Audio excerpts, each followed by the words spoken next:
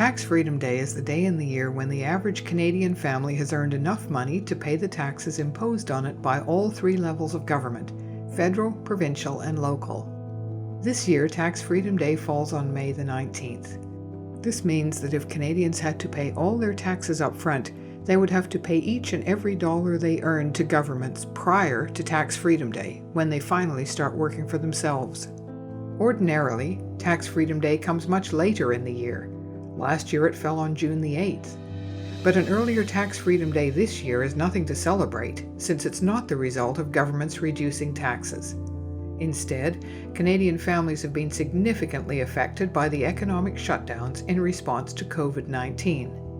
When the economy slows and incomes decline, Canadians are bumped into lower income tax brackets and pay a smaller percentage of income in taxes. Canadians have also reduced their spending, which means less sales taxes are paid.